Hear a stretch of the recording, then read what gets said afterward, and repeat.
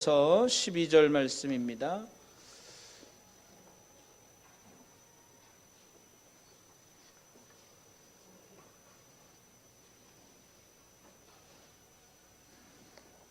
로마서 14장 1절에서 12절 말씀.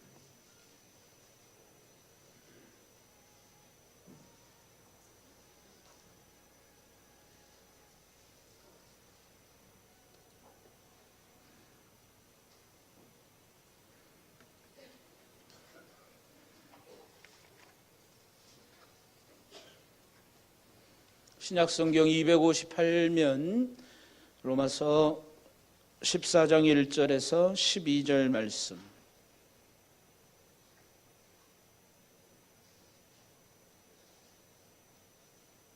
찾으셨으면 제가 봉독하겠습니다. 믿음이 연약한 자를 너희가 받되 그의 의견을 비판하지 말라.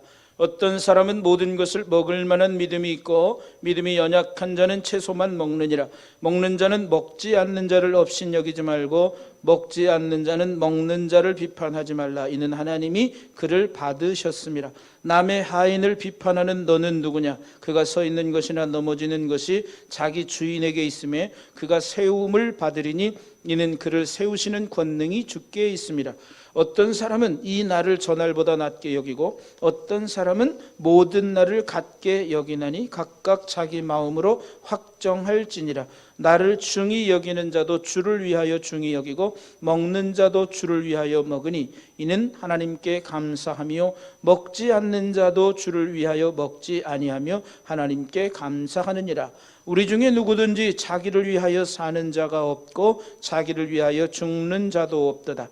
우리가 살아도 주를 위하여 살고 죽어도 주를 위하여 죽나니 그러므로 사나 죽으나 우리가 주의 것이로다. 이를 위하여 그리스도께서 죽었다가 다시 살아나셨으니 곧 죽은 자와 산 자의 주가 되려 하심이라. 내가 어찌하여 내 형제를 비판하느냐? 어찌하여 내 형제를 업신여기느냐? 우리가 다 하나님의 심판대 앞에 서리라. 기록되었으되 주께서 이르시되 내가 살았노니 모든 무릎이 내게 꿇을 것이요 모든 혀가 하나님께 자백하리라 하였느니라. 이러므로 우리 각 사람이 자기 일을 하나님께 짓고 하리라. 아멘. 할렐루야. 오늘도 날씨가 추운, 올 들어서 지금까지는 올 들어 가장 추운 날이라 그럽니다. 앞으로 더 추운 날만 기다리고 있는데 어쨌든 이 추운 날 주의 전에 오르신 여러분들 주님의 이름으로 환영하고 축복합니다. 오늘도 주위에 계신 분들과 함께 인사 나눕니다. 사랑합니다. 축복합니다. 감사합니다.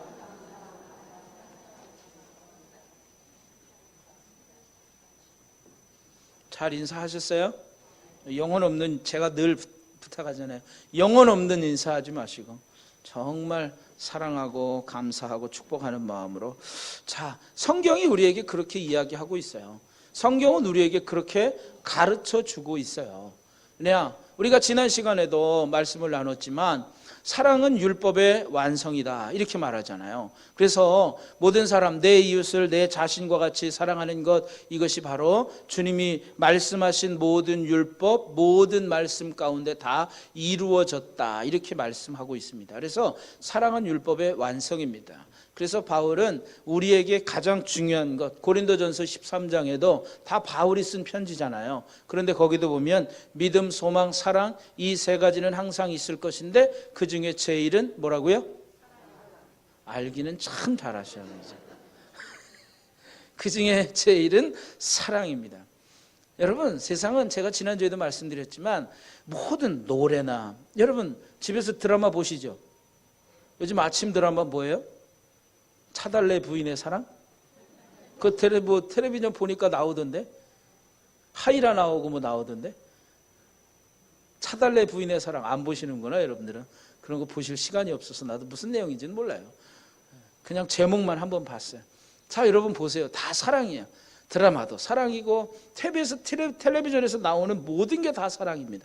노래도 사랑, 또 사랑하기 때문에 또 헤어지기도 하고 가슴 아프기도 하고 이런 모든 것들이 다 사랑에 관계되어 있어요. 그러니까 여러분, 인생을 살아가면서 삶의 사람들의 이 세상 속에서 제일 중요한 게 뭘까? 제일 중요한 또 관심사가 뭘까? 그것은 사랑이라고 하는 거예요. 사람들, 여러분, 우리의 인생 속에서 사랑을 한번 뺀다고 생각해 보세요. 사랑 없는 삶을 살아간다고 생각해 보세요. 어떨 것 같아요? 참 삭막하지 않겠습니까? 정말 사랑이 없으면 참 삭막할 거야. 그나마 그래도 사랑이 있으니까 그래도 우리 사람들끼리 서로 어울려 살아가고, 사람은 절대 혼자 살 수 없는 존재, 혼자 살아갈 수 없는 존재들입니다. 그 제가 사람 인자를 해석할 때 그렇게 하잖아요. 사람 인자가 어떻게 써져 있어요? 작대기가 서로 버텨주고 있잖아요. 두 개의 작대기가 여러분들 보시기에는 이렇게 해야지. 자, 이렇게 사람 인자가 이렇게 버텨주잖아요. 하나라도 이게 야, 난 더 이상 너를 힘들어서 못 버티겠어 하면 얘가 빠지면 얘는 자빠지게 돼 있어요. 그러니까 사람은 서로가 함께 어울리며 서로가 함께 힘을 합하며 살아가는 존재가 사람이라고 하는 존재예요. 그래서 아담도 하나님께서 최초의 인간 아담을 만드셨을 때에 혼자 독처하는 것이 보기 안 좋아서 그에게 돕는 배필을 만들어 주어서 돕는 사람을 만들어 주어서 함께 살아갈 수 있도록 그렇게 만들었다는 거죠. 그러니까 사람은 어울리면서 살아가는 거예요. 어울리면서. 나 혼자 독불장군식으로 살아갈 수는 없는 거예요. 요즘 세상에서 사람들을 특별히 학교에서 학생들을 이야기할 때 왕따니 은따니 이런 말 사용합니다. 옛날엔 사용했어요. 은따는 뭔지 아세요? 은근히 따돌림 받는 게 은따고요. 왕따는 완전히 따돌림 받는 게 왕따래요. 자, 여러분, 그런 말들이 세상 가운데 있었단 말이죠. 그러니까 사람들과 서로 혼자, 그래서 힘들어하고, 지금도 마찬가지. 물론 학교에서도 여러분 최근에도 보면 아이들이 구타를 당하고 뛰어내려서 막 자살하고 이런 일들이 얼마나 많아요. 자, 여러분, 세상에서는 제일 힘든 게 뭐냐? 혼자 있다는 것, 외로움, 그것을 느낄 때 가장 힘든 게 사람들입니다. 그래서 사람은 절대 혼자 살 수 없는 거예요. 그래서 바울은 오늘 이 로마서에서도 계속해서 12장에서부터 개인적인 변화, 내가 마음을 새롭게 하고 변화를 받아 하나님의 또 이 세대를 본받지 말고 너희들이 이제 하나님의 선하시고 기뻐하시고 온전한 뜻이 무엇인지 분별하도록 해라. 개인적인 변화와 함께, 그 다음에 교회 공동체 안에서, 또한 사회 안에서, 또한 13장에서는 나라와 지도자들에 관해서, 또 다시 한번 성도들 간에 어떻게 살아야 하는가, 이웃과의 관계, 사회 속에서 어떻게 살아야 하는가, 그러한 관계 속에서 이제 어떻게 살아가야 할 것인지를 바울은 계속해서 설명하고 있었다라고 하는 거죠. 그래서 그 중에 제일은 이웃을 사랑하라 이 말씀입니다. 그리고 오늘도 다시 바울은 이어서 다시 믿음의 공동체 안에서 어떻게 살아가야 할 것인가를 바울은 지금 14장 1절에서 12절 말씀, 오늘 우리가 읽은 이 말씀 속에서 우리가 이 교회 공동체 안에서, 믿음의 공동체 안에서 성도들 간에 어떻게 살아야 할 것인지를 우리에게 말씀해 주시고 있는 거예요. 여러분, 공동체가 바르게 성장하기 위해서는 성숙한 믿음의 사람들이 많이 있어야 됩니다. 성숙한 성도는 어떤 사람이냐? 그럼 성숙한 성도는 다른 사람을 어떻게 대하고 어떠한 기준으로 무엇을 선택하는지 오늘 우리가 함께 말씀을 통해서 은혜를 나누도록 하겠습니다. 자, 어떠한 믿음의 공동체이든지 믿음이 성숙한 사람들과 약한 사람들이 다 섞여 있기 마련입니다. 그렇지 않아요? 어떤 공동체든지 다 똑같이 예수를 믿기 시작했어도 어떤 사람은 정말 믿음이 잘 자라고 성장하는 사람이 있는가 하면 어떤 사람은 믿음의 성장이 더딘 사람도 있어요. 그렇잖아요? 여러분, 쌍둥이들도 마찬가지예요. 발육 상태에 따라서 그들이 다 성장 속도가 다 다릅니다. 이처럼 여러분, 교회 안에는 믿음이 좋은 사람, 믿음이 강한 사람, 믿음이 약한 사람, 그런 사람들도 있어요. 어린아이와 같은 신앙의 소유자도 있을 것이고 장성한 어른의 분량을 가진 신앙의 사람들도 있을 것이다 말이죠. 이 믿음의 공동체 안은 항상 이런 모든 것들이 다 존재합니다. 그래서 성숙한 공동체가 되기 위해서는 믿음이 성숙한 사람들이 약한 사람들을 받아주고 포용하는 그런 포용력이 있어야 된다는 거죠. 그래서 오늘 바울은 초대교회 안에서 늘 문제가 되었던, 초대교회 안에서 늘 갈등의 원인이 되었던 음식과 절기에 관한 문제를 다루면서 공동체 안에서 믿음이 성숙한 사람들이 약한 사람들을 받아들여 줘야 된다, 이렇게 바울은 이야기하고 있습니다. 그래서 이제 오늘 1절에 보면 믿음이 연약한 자를 너희가 받되 그의 의견을 비판하지 말아라, 이렇게 말씀하고 있습니다. 여러분, 초대교회에는 복음이 전파되면서 각계 각층의 다양한 사람들이 이제 예수 그리스도를 영접하고 교회로 몰려들기 시작했어요. 그러니까 여러분, 많은 사람들이 다 생각이 다르잖아요. 때로는 유대교적인 배경을 가지고 있는 사람들이 예수를 영접하고 교회로 들어오기도 하고, 때로는 이방인이었던 사람들이, 율법도 전혀 모르던 사람들이 예수 그리스도를 영접하고 주님께로 돌아왔고, 그러면서 그 사람들이 교회에 모여지기 시작했어요. 그런데 서로가, 초대교회에서 가장 큰 문제가 뭐예요? 율법의 문제잖아요. 할례에 관한 문제, 더 큰 문제는 할례에 관한 문제. 사도행전에 보면 바울이 복음을 전하는데 유대인들이 받아들이지 않아서 이방인들에게로 넘어가잖아요. 그러니까 이방인들은 할례를 받지 않은 사람들이에요. 그러니까 유대인들이 볼 때는 저거 할례 받지도 않는 사람들이 어떻게 구원을 받을 수 있느냐, 이방인들을 향하여 손가락질하기 시작합니다. 그래서 바울은, 야, 할례나 무할례나 관계없다. 오직 구원은 믿음으로 말미암아 구원받는 거지, 할례를 받았느냐 안 받았느냐에 따라서 구원을 받는 게 아니다, 이렇게 계속해서 유대인들과 이방인들의 율법에 관한 문제 때문에 늘 갈등이 존재하고 있었어요.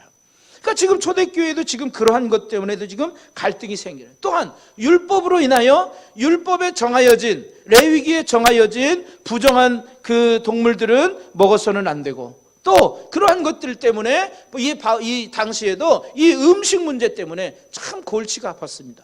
그래서 어떤 사람들은, 믿음이 약한 사람들은, 야, 이게 율법에 먹지 말라고 했는데 먹으면 안 되지 라고 먹질 않았어요. 또 어떤 사람들은, 야, 이제 더 이상 율법의 시대가 아니야, 오늘날처럼, 야, 더 이상 율법의 시대가 아니야, 이제는 은혜의 시대야. 그러니까 모든 은혜로 하나님께서 우리에게 주신 음식이니까 먹어도 돼, 그러면서 감사하게 모든 음식을 다 먹는 사람들이 있었습니다.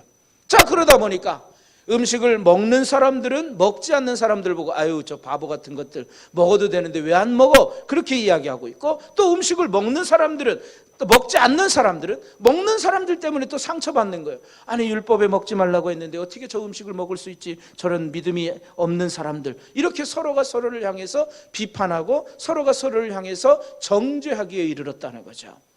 그래서 서로가 늘 이러한 음식을 먹는 문제 때문에 초대교회 안에는 끊임없는 갈등이 존재하고 있었다라고 하는 거죠. 그런데 사도는 이러한 문제를 믿음의 약함과 강함의 문제로 인식하고 풀어갑니다. 그래서 바울 사도는 믿음이 연약한 자를 너희가 받되 그의 의견을 비판하지 말아라, 이렇게 말합니다. 믿음이 연약한 자를 너희가 받아라, 이렇게 명령하는 거예요.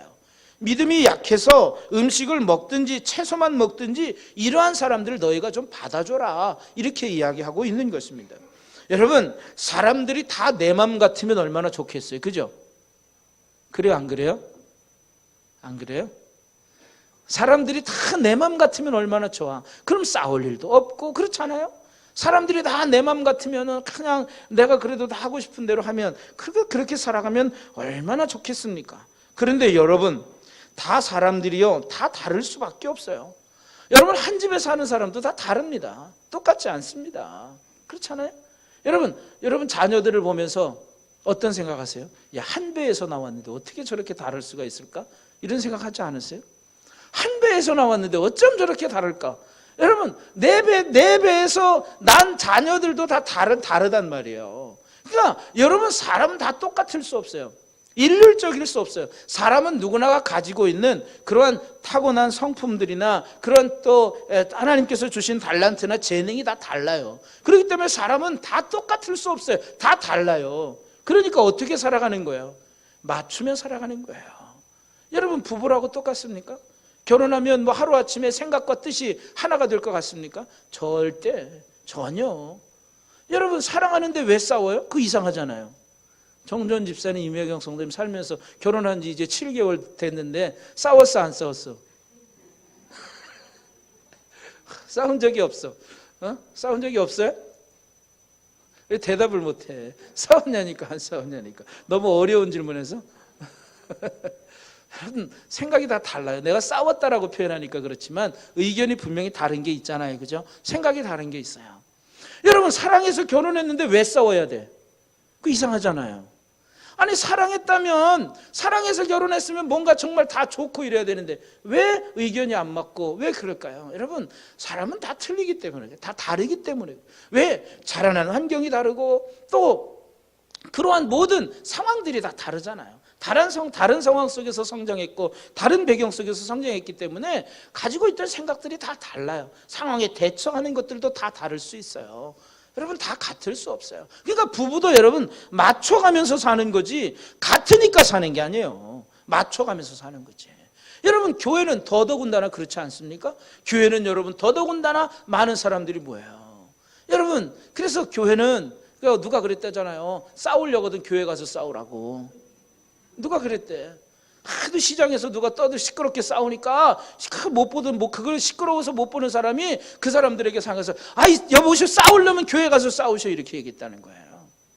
여러분, 교회가 그만큼 세상에서 볼 땐 말이 많고 탈도 많은 게 교회라고 생각할 수도 있어요. 그러나 여러분, 교회가 그러니까 사람 다 다를 수 있어요. 그러나 그 가운데서 우리는 어떻게 살아야 되느냐?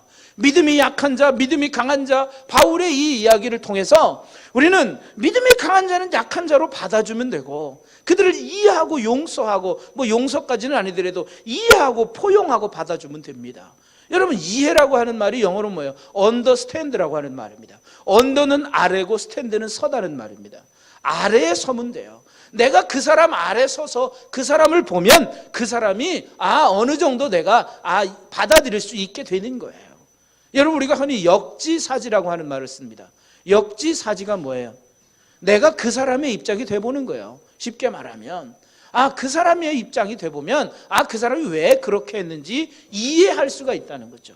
그러니까 우리가 그런 마음으로 서로 받아주라고 하는 이야기예요. 그래서 이해하고 받아주는 것이 우리가 이 공동체 안에서, 믿음의 공동체 안에서 우리 성도 간에 해야 될 일이라고 하는 것입니다. 또 두 번째, 바울은 날에 대한 이야기, 절기에 대한 문제를 다루면서 이야기합니다. 어떤 사람은 이 날이 중요하다 그러고 어떤 사람은 이 날이 중요하다 그러고, 그러니까 서로 이 날을 보는 게 다 다른 거예요. 날을 생각하는 게 다 다른 거예요. 쉽게 말하면 유대인의 배경을 가지고 있는 사람들은 안식일이 중요하다라고 이야기하고 있고, 또 이방인에게서 또 다른 배경 속에서 이제 신앙을 시작했던 사람들은 무슨 말이냐, 안식일만 중요한 게 아니라 모든 날이 다 중요하다, 이렇게 생각하는 거예요. 여러분, 물론 안식일 중요합니다. 그렇잖아요? 우리가 안식일, 우리가 주일, 오늘날로 말하면 주일 지키는 거 참 중요합니다. 그 어느 날보다도 사실은 중요한 날이 주일입니다. 그런데 여러분, 주일만큼이나 다른 날들도 중요합니다. 왜 그렇습니까? 우리가 하나님 앞에 보이는 날이 주일만 보입니까? 아닙니다. 모든 날 가운데서 하나님은 우리를 다 지켜보고 계시는 거죠. 그러니까 이 사람들 가운데서 안식일이 중요하다, 그러니 안식일을 더 귀하게 여겨야 된다. 아니다. 우리가 예수 믿고 이제 그랬으면 모든 날이 다 중요하고 우리는 하나님 앞에 서 있는 거다. 그러니까 모든 날이 다 중요한 거다. 모든 날을 하나님을 위해서 살아야 한다. 이러한 문제로 인해서 교회가 막 시끄럽기 시작한 거예요. 그러면서 바울이 이야기합니다. 어떤 날이 중요하다고 하는 건 너희들이 각각 자기 양심에 맞게 확정하되 너희들이 해야 될 것은 오직 하나님께 감사하고 오직 하나님의 은혜로 주를 위하여 그렇게 하는 것이 참 중요하다, 이렇게 말하고 있습니다. 그래서 여러분, 나를 중히 여기는 것, 또 먹는 것, 마시는 것, 이러한 모든 것이 여러분 어떤 것, 그런 것이 중요한 게 아니라 사실 제일 중요한 것은 바울은 모든 사람들이 다 주를 위하여 하고 있기 때문에 그것을 어느 누구도 함부로 정죄하거나 비판할 수 없다는 거예요. 그러니까 음식을 먹는 사람도 주님의 은혜, 이제는 주님이 우리에게 이 생명의 성령의 법으로, 율법으로부터 로마서 8장에서 말하고 있는 이제는 죄와 사망의 법에서 생명의 성령의 법이 우리를 자유하게 하였다, 우리를 해방하였다, 이렇게 말씀하니까 더 이상 우리가 율법에 매일 필요 없어, 음식은 먹어도 돼, 그런 마음으로 이제 자유롭게 먹는 거죠. 주님을 위해서 먹는 거예요. 왜냐? 주님이 우리에게 먹을 수 있는 은혜를 주셨으니까 주를 위해서 먹는 거예요. 그런데 먹지 않는 사람들도 율법 때문에 주님을 위하여, 주님이 이렇게 말씀하셨으니까 우리는 먹으면 안 되지, 주님을 위하여서 안 먹는 거예요. 무엇을 행해도 이날을 중히 여겨도 모두가 다 주님을 위하여 한 결정이라고 하는 거예요. 그러니까 누구도 그 사람들의 기준과 판단은 주를 위한 것이었다라고 하는 거예요. 그러니까 누구도 무엇을 하든 무엇을 먹든 뭐 안 먹든 그것은 그들이 주님을 위한 기준으로 했기 때문에 그들 아무도 함부로 비판하거나 정죄할 수 없다라고 하는 거예요. 여러분, 교회에서 때로는 갈등이 있을 수 있고 때로는 어려움이 있을 수 있어요. 얼마 전에 최근에 저에게 제 아는 후배 목사가 전화가 왔어요. 그 교회가 지금 난리가 났습니다. 그 교회는 지금 그 감리교를 탈퇴하겠다고 해서 탈퇴 선언을 하고 교회가 지금 거의 분리 지경에 이르는, 거의 뭐 교회가 정말 뭐 예배 드리는데 후임자가 못 와가지고 다 그냥 뭐 전임자들이요, 다 뭐 그 교인들이 바리케이트를 치고 교회에 못 들어오게 막 그렇게 막고 막 난리를 쳤어요. 저한테 거기 있는 그 부목사 후배 목사가 전화 왔어요. 어떻게 해야 되냐? 근데 그랬어요. 후배 목사니까 뭐 제가 말을 놨겠죠. 그냥 빨리 하루속히 양쪽 사람들을 그 중재를 빨리 해라. 뭐냐? 한 가지만 보면 된다. 그 사람들이 그렇게 하는 것도 교회를 위하여 한다라고 하는 것이고, 또 반대쪽 사람들도 교회를 위하여 한다고 하는 것인데, 우리가 교회를 위해서 일했는데 결국 우리가 교회를 쪼개자고 한 일은 아니지 않느냐. 그러니 그 교회를 위한 마음, 공통의 분모를 찾아서 교회를 빨리 하나로 화해시키고 빨리 하나로 만들어라. 제가 그렇게 권면했어요. 그런데 그게 이미 참 어려운 일인 거예요. 이미 한번 이게 서로 마음이 틀어지면 참 교인들이 제일 옹졸한 것 같아. 세상 사람들은 그냥 싸우고 뭐 하면 그만, 에이 그래 내가 잘못해서 쉽게 푸는데, 교인들은 또 쉽게 못 풀어요. 그 왜 그럴까 참. 그렇죠. 이상하죠. 하나님은 정말, 예수님은 넓은 마음을 가지고 모든 사람들을 다 용서했는데 그 참 희한해요. 자, 여러분, 우리가 한 가지만 생각하면 돼요. 모두가 다 주를 위하여 결정한 것이고 주를 위하여 한 일이다라고. 모두가 다 교회를 위하여 하는 일이고 교회를 위하여 했던 그 공통의 분모만 생각하면 우리는 누구든 다 받아줄 수 있다라고 하는 거예요. 누구든 다 우리가 포용할 수 있다라고 하는 거예요. 그런데 우리는 내 생각을 가지고 남을 보니까 우리는 다 못 받아주는 거예요. 그러나 여러분, 그리스도에게는, 그리스도인들은 누구의 마음을 품어야 합니까? 너희 안에 이 마음을 품으라. 곧 내 마음? 너희 안에 이 마음을 품으라. 곧 누구의 마음? 그리스도 예수의 마음. 빌립보서에 말씀하고 있잖아요. 너희 안에 이 마음을 품으라. 그리스도 예수의 마음. 그럼 그리스도 예수의 마음이 뭐냐는 거지. 그리스도 예수의 마음이 뭐예요? 온 일을 위하여 자신의 몸을 내어주기까지 사랑하는 거예요.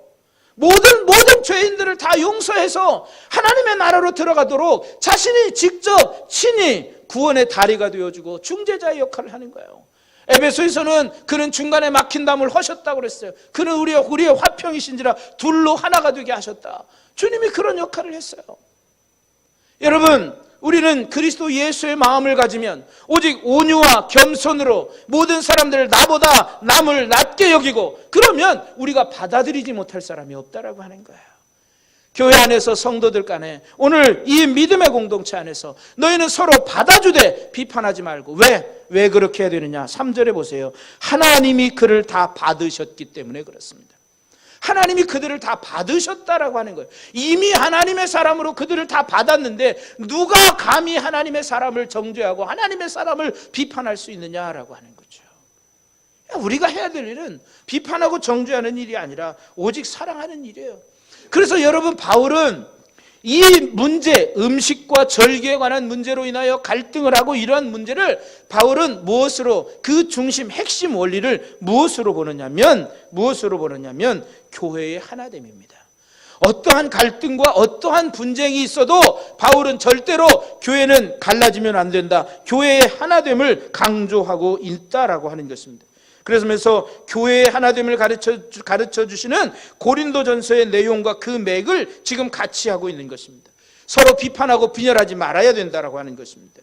그래서 교회의 불일치와 분열을 가져오는 이 음식에 관한 문제, 절개에 관한 문제, 이러한 모든 것, 그 모든 것을 다 어떤 어떤 일이든 너희들은 주님을 위해서 하는 것이 되어야 된다. 주님을 위하여 할 것을 강조하고 있는 것입니다. 여러분, 우리의 선택과 기준은 주님의 영광과 하나님을 위한 감사여야 하는 것입니다. 그래서 바울은 음식을 먹든 안 먹든 이날을 지키든 전날을 지키든 그보다 더 중요한 것은 교회의 하나됨이라는 거죠. 그래서 여러분, 고기를 먹고 채소를 먹는 것이 중요한 게 아니라 바울에게 있어서는 교회의 하나됨을 지키는 것이 중요하다라고 하는 것입니다. 바울은 교회 공동체를 세우는 핵심 원리를 6절에서 잘 정리해 주고 있습니다. 그래서 6절에 보면 나를 중히 여기는 자도 주를 위하여 중히 여기고 먹는 자도 주를 위하여 먹으니 이는 하나님께 감사하며 먹지 않는 자도 주를 위하여 먹지 아니하며 하나님께 감사한다. 그러니까 서로가 다 주를 위하여 지금 하고 있는 일이에요. 그러니까 주님을 위하여 하고 있다는데 우리가 무엇을 그들에게 어떻게 비판하고 정죄할 수 있느냐는 거죠. 여러분, 그러면서 7절에는 아무도 자기를 위하여 사는 자도 없고 자기를 위하여 죽는 자도 없다. 우리는 사나 죽으나 주님을 위한 것이다, 이렇게 말씀합니다. 그래서 바울에게 있어서 성도는 살아도 주를 위해, 죽어도 주를 위해서 죽는 것, 이게 성도입니다. 무엇을 먹는가 먹지 않는가, 어떤 날을 지키고 어떤 날을 지키지 않는가, 그건 중요하지 않습니다. 중요한 것은 그리스도께서 우리 모두의 주인이시라고 하는 것이고, 그러하기 때문에 우리는 주님을 위하여 살아야 한다는 것입니다. 그래서 주를 위하여 살아가는 것이 우리 성도들의 본분이라고 하는 것입니다.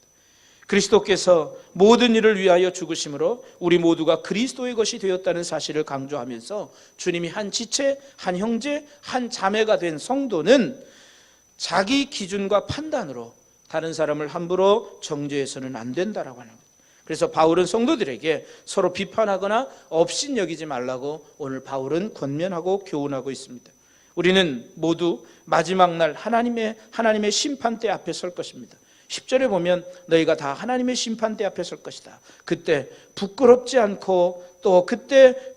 않도록 우리는 정결의 모습으로 형제를 사랑하는 마음으로 말하고 행동해야 된다라고 하는 거죠. 심판은 오직 하나님만이 하실 수 있는 거예요. 마지막 때가 되면 우리는 주님 앞에 우리의 일을 다 짓고 할 때가 올 것이다. 12절에 보면 그렇게 말씀합니다. 그래서 우리는 무엇을 말하고 무엇을 행동하기 전에 우리 자신을 항상 돌아보는 성숙한 성도가 되어야 할 것입니다. 성숙한 성도는 어떤 것에 옳고 그름뿐만 아니라 공동체의 하나됨을 생각해야 되는 것입니다. 그렇다면 어떻게 해야 될까요?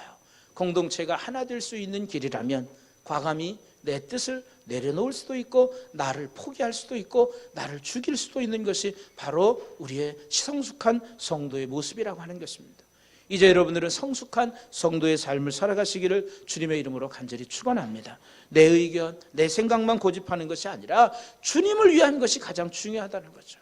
그럼 어떤 분은 이렇게 이렇게 또 말씀하실 거예요. 주를 위하여 나는 못하겠습니다, 이렇게 생각하는 분도 있을 거예요. 그러나 여러분, 그건 주를 위한 것이라고 말씀하시면 안 되는 거죠. 주님을 위한 일이 뭘까? 내가 살아도 주를 위하여 죽어도 주를 위하여 사는 게 성도의 본분입니다. 그래서 우리는 우리의 기준과 판단은 바로 주님을 위한 것에 있어야 합니다. 그런데 여러분, 그동안 우리의 삶의 기준이 어디 있었습니까? 날마다 우리는 주님을 위하여 산다 하지만 나 자신을 위하여 살지 않았습니까?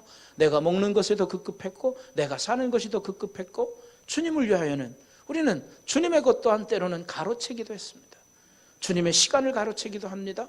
주님의 물건을 가로채기도 합니다. 이것이 주를 위한 삶은 아닌 것입니다. 정말 주님을 위해서라면 주님은 과감히 우리의 모든 것을 다 드릴 수 있는, 나의 생명까지도 나의 모든 물질까지도 드릴 수 있는 그러한 것이 진정 주를 위한 삶이라고 하는 것입니다. 우리에게는 선택의 자유가 있습니다. 우리가 주님의 영광, 하나님께 대한 감사, 공동체의 하나됨을 생각하며 선택한다면 거기에는 기쁨과 평화가 있을 것입니다. 오늘도 우리가 먼저 생각할 것은 주님을 위한 영광, 주님을 위한 삶입니다. 틀림이 아니라 다름을 인정하고 받아주고 포용하는 넓은 마음으로 이웃을 사랑하고 용서하고 포용할 수 있는 그러한 믿음의 삶을 살아가시는 저와 여러분 모두가 다 되시기를 주님의 이름으로 간절히 축원합니다. 그래서 우리 교회는 믿음이 연약한 자든 믿음이 강한 자든 서로가 함께 어울려서 정말 하나님의 영광을 위하여 하나님의 선하신 뜻을 위하여 모든 것이 합력하여 선한 역사를 이루어가는 아름다운 교회, 아름다운 공동체로 만들어 가시기를 주님의 이름으로 간절히 축원합니다.